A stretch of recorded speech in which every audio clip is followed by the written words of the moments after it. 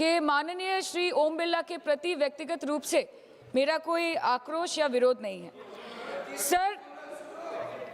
Sir, there is nothing driven out of personal grievances, but it's certainly our expectations of the Honorable Chair and the values and principles of fairness and impartiality with which is integral to the functioning of the Chair. Sir, काफ़ी चर्चा। देखिए, opposition का ही एक माननीय सदस्य बोल रही है, आप सब लोग अपना विषय बुलाते चला कि please be seated. All the members requested. Please be seated. Please be seated. क्या कर रहे हैं आप? एक महिला सांसद बोल रहे हैं। टाइम मत काटिएगा प्लीज मेरा। हाँ नहीं, टाइम नहीं, आप बोलिए। आपका सहयोगी को बोलिए बैठने के लिए। सर हमारा तो अकेला चलो है तो अकेला चलो है। अच्छा, ये भी ठीक है। अध्यक्ष महोदय धन्यवाद, आपने मुझे बोलने का मौका दिया और बहुत गंभीर स्थिति है, संवेदनशील मुद्दा है और जैसे कि पिछले प्रवक्ताओं ने भी बोला है, मैं पहले से ये स्पष्ट करना चाहती हूँ कि व्यक्तिगत तौर से श्री ओम बिरला जी के प्रति मेरा कोई आक्रोश या कोई विरोध नहीं है। Sir, there is nothing which is driven out of personal grievance, but it's certainly our expectations of the honourable chair and the values and principles of fairness and impartiality with which it should be integral to its functioning. Sir, काफ़ी चर्चा already हो चुकी है, so now let us cut the long story short and come straight to the point. The problem, Speaker, sir, is that there is hardly any democracy left in this country, be it social, be it religious, be it electoral, be it political, or be it parliamentary. Or should I say that it is practiced only when it is most convenient to the ruling party. Sir 2014 के पहले सदन कैसे चलता था उस पर मुझे ज़्यादा ज्ञान नहीं है क्योंकि मैं तब वहाँ थी नहीं। But in the past 2 years, I have seen ideologies being sidelined, opinions being crushed, and voices of the opposition being throttled in broad daylight in this country and within the 4 walls of this august house. हम दूसरों के हक के लिए क्या लड़े sir, जबकि विपक्ष के सांसदों को खुद अपने हक के लिए सदन में लड़ना पड़ रहा है। पिछले 7 सालों से आपने डेप्यूटी स्पीकर का पोस्ट खाली रखा, क्योंकि आप नहीं चाहते कि इस तरफ से कोई उठकर उस चेयर में बैठे। So there is no scope for a healthy discussion और अ डिबेट। एक साल में कितनी बार ये संसद मिलती है? The number of sittings have been reduced drastically. 2009 से 2014 के बीच 15th लोकसभा में 356 दिन ये हाउस चली, सालाना 61 दिन, और 2019 से 2024 के बीच 5 साल में सिर्फ 274 दिन, average 55 days yearly, making it the shortest full term Lok Sabha since 1952। 2025 के मॉनसून सत्र में निर्धारित 120 घंटों में सिर्फ 37 घंटे लोकसभा और सिर्फ 41 घंटे राज्यसभा की कार्रवाई चली। 2025 में टीएमसी के राज्यसभा के माननीय सांसद श्री डेरेक ओब्रायन जी ने प्राइवेट मेंबर्स बिल के माध्यम से ये प्रपोज किया कि एटलीस्ट सालाना 100 दिन ये सदन बैठे। सर, ये सिर्फ विपक्ष का हमारा प्रेरोगेटिव नहीं हो सकता, ये ट्रेजरी बेंच का भी प्रेरोगेटिव होना चाहिए और इस माननीय चेयर का भी प्रेरोगेटिव होना चाहिए। सर, पार्लियामेंट चलाने में हर मिनट 2.5 लाख रुपए खर्च होते हैं, हर मिनट 2.5 लाख रुपए खर्च होते हैं। 2014 से लेकर 2024 के शीतकालीन सत्र तक कुल मिला के 2200 मिनट, 92 दिन और 3,300 करोड़ रुपए का लॉस हुआ। क्यों? क्योंकि आप नहीं चाहते थे कि महत्वपूर्ण विषयों पर चर्चा हो। अध्यक्ष जी, ये चेयर का काम है निश्चित करना कि ये सदन चले, ये विपक्ष का काम है सवाल उठाना, और ये सत्ता पक्ष का काम है कि वो हर सवाल का जवाब हर उस इंसान को दे जिसके टैक्स के पैसे से ये सदन चलता है।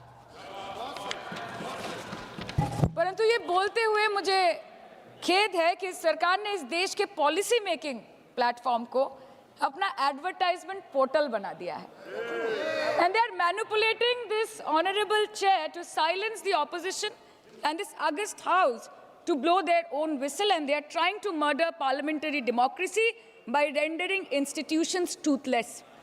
Sir, CAG reports बनना बंद हो गई है. The number of CAG reports tabled in Parliament has reduced from 53 in 2015 to merely 18 reports in 2023. Public Accounts Committee का काम क्या है सर? अगर रिपोर्ट्स ही नहीं बनेंगी, टेबल्ड ही नहीं होगी, तो पब्लिक अकाउंट्स कमेटी में जाएंगे कैसे, स्क्रूटिनी भी कैसे होगी? How will the Parliament and the people of this country know about the irregularities, the wasteful spendings, inefficient contract management, and substandard project implementation taking place in this country every day in each department. You have completely eliminated the concept of transparency and accountability. The BJP government merged the 92-year-old independent railway budget with the union budget 2017.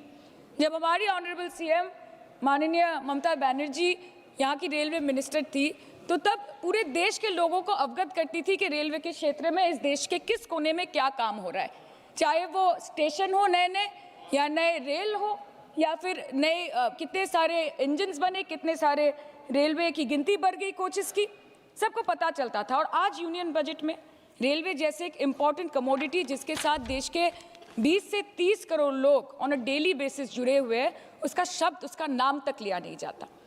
आप overnight रात के 12 बजे 1 बजे bills लेकर आते हैं, और सामान्य बिल्स नहीं सर, बिल्स जो लोगों का वर्तमान और उनके भविष्य के साथ डायरेक्टली जुड़े हुए हैं। फार्म लॉज, वक़्फ़, BNS, the Constitution 13th Amendment Bill 2025, which says removal of ministers on detention, changing Manrega to VBG Ramji, and you expect us to read, research, review, and rise to speak on it within 12 hours of it being brought?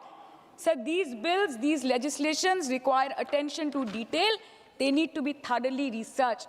Sir हम करें भी तो करें क्या, जाए भी तो जाए कहाँ? आधे से ज़्यादा बिल तो इस सदन में बिना चर्चे के पास हो जाता है। Sir, over the last 10 years, more than 67% of the budget has been guillotined. Between 2019 and 23, about 18% of the union budget was voted out on without discussion. In 2023, the entire union budget, and in 24-25, 89% of the budget was passed without discussion. एक साल चुप बैठने के बाद opposition के दबाव में आकर आप मणिपुर पे चर्चा करने पर मजबूर हुए, और किया भी तो कब, रात के 2 बजे जब देश सो रहा था। आप चाहते हैं कि हम ये सब देखें और इस सदन में चुप रहे। बंगाल के हक का 2 लाख करोड़ बाकी है। हर दिन कोई नया कमीशन, कोई नई एजेंसी आ जाती है राज्य सरकार और रूलिंग पार्टी को डिस्टर्ब करने। इलेक्शन कमीशन के बलबूते पर लाखों करोड़ों वोटरों का नाम काट रहे हैं आप, और आप बोलते हैं कि हम इस सदन में आवाज ना उठाएं, इसका विरोध ना करें। आज SIR के चलते पूरे देश में 150 से ऊपर लोगों की मौत हो गई। BLOs ने आत्महत्या कर ली। आम आदमी को चिंता से, डर से दिल का दौरा आ गया। 105 साल की बूढ़ी माई से लेकर व्हीलचेयर पे बैठा एक विकलांग भाई तक, गर्भवती महिलाओं को हियरिंग के लाइन पे घंटों दर घंटे आपने खड़ा करके रखा।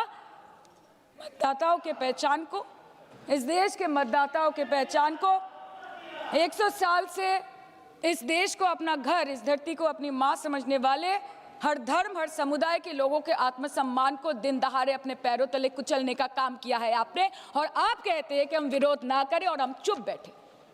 सर, बाहर विरोध करते हैं तो FIR होगा, ED CBI होगी, कार्रवाई होगी, और सदन के अंदर प्रोटेस्ट करें तो सस्पेंड कर देंगे। सर, हमारे साथी आज भी मकर द्वार पे बैठे हैं बाहर सस्पेंड होके। 2023 के विंटर सेशन में 141 ऑपोजिशन MPs को एक साथ सस्पेंड कर दिया गया था, और करने के बाद भारतीय न्याय संहिता लेकर आए एक नया क्रिमिनल लॉ जो पूरे देश के क्रिमिनल कोड के प्रोसीजर को बदल देता है, जो स्टेट्स के लॉ एंड ऑर्डर को डायरेक्टली अफेक्ट करता है। सर, बाहर भी बुलडोजर चलाएंगे और सदन के अंदर भी बुलडोजर चलाएंगे। सर, ऐसा नहीं होता है। ये ताकत की बुलंदी भी पल भर का तमाशा है सर, कि ये ताकत की बुलंदी भी पल भर का तमाशा है। जिस डाल पे बैठे हैं वो टूट भी सकती है, जिस डाल पे बैठे हैं वो टूट भी सकती है। इसलिए ख्वाब जरूर देखिए, लेकिन ख्वाबों में घर बना के रहने की गलती मत कीजिएगा। सर, आज 303 से ज्यादा MP आपके हैं, 2000 से ऊपर MLA आपके हैं, 21 राज्य आपका है। हर डिबेट, हर डिस्कशन, हर बिल पे बोलने के लिए 70% वक्त आपको मिलता है। मीडिया आपका, सब उनका है। हम अपने लीडर का नाम 1 से ज्यादा 2 बार बोले तो हम पे रोक लगाई जाती है, और ट्रेजरी बेंच वाले वहां बैठ के पार्टी का नारा लगाते हैं और अपने नेता मंत्रियों का नाम जपते हैं, तो तब सब ठीक है सर, कोई प्रॉब्लम नहीं है। सर, इस सदन का कैमरा, बहुत मेरे साथी बोल रहे थे कि कैमरा भी ये सब देख के कॉम्प्रोमाइज हो गया। बोलते हमें दिखाता आप लोगों को है। माइक जब हमारी बातें खलने लगे तो माइक ऑटोमेटिकली ऑफ हो जाती है। सर, ये पता है सबको।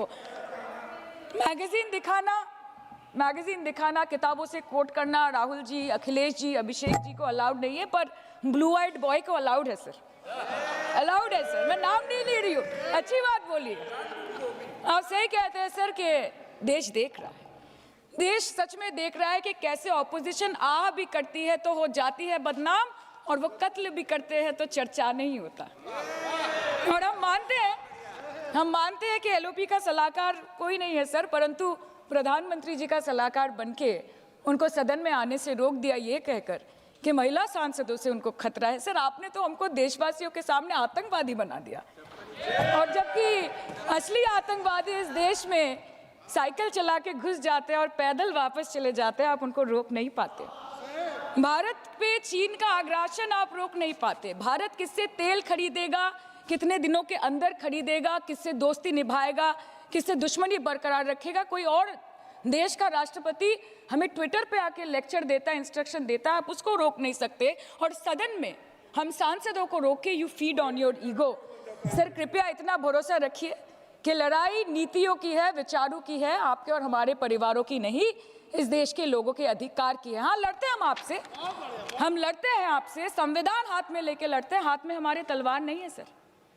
और सर, ये देश के लोग समझ गए हैं कि आपको महत्वपूर्ण विषयों पर बात नहीं करनी है, महत्वपूर्ण विषयों पर बात नहीं करनी है सर, के ऊपर चर्चा चल रहा है सर, पार्लियामेंट्री प्रोसीजर ये विषय है ना सर, मुद्दे पर भी आना कीजिए, चर्चा नहीं करनी है सर, ठीक है, बेरोजगारी पे चर्चा नहीं करनी है, हाँ जी, शिक्षा पे नहीं करनी है, स्वास्थ्य पे नहीं करनी है, बजट पे नहीं करनी है, प्रदूषण, एसआईआर, डिफेंस, विदेश नीति, नेशनल सिक्योरिटी पे नहीं करनी है, एप्स्टीन फाइल्स पे नहीं करनी है। मुद्दा है स्पीकर्स का रिमूवल, उसके ऊपर बोलिएगा। के सिर्फ वाह मोदी जी वाह करना है सर, कीजिए, पर आपसे विनती इतनी है कि डेमोक्रेसी को बचाइए और कृपया इस सदन को किसी पार्टी का पार्टी ऑफिस मत बनने दीजिए सर, यही दरख्वास्त है। क्योंकि ये सदन जैसे हमारे आदरणीय प्रधानमंत्री के लिए मंदिर है, वैसे हमारे लिए भी मंदिर है, और गणतंत्र हमारी पूजा है, संविधान हमारी गीता है, और इस मंदिर में बैठ के अगर कोई झूठ बोले और गीता पे हाथ रखे, कोई अन्याय करे, तो sir all India Trinamool Congress जो इस देश की थर्ड लार्जेस्ट ऑपोजिशन है, that will surely not pander or surrender to your step motherly or should I say step fatherly attitude.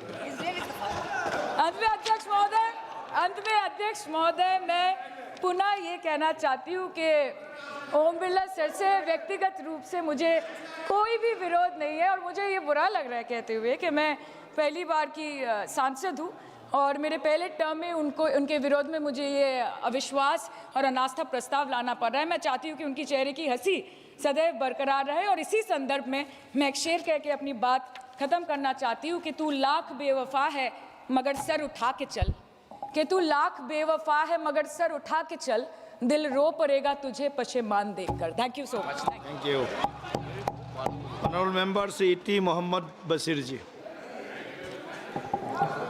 Sir, thank you very much. Sir, I wholeheartedly support this resolution. Sir, stalwarts of Indian parliamentary democracy who held the office of Speaker did so with neutrality, authority, and deep respect for parliamentary conventions, thereby upholding the dignity of the House and strengthening the credibility of our democratic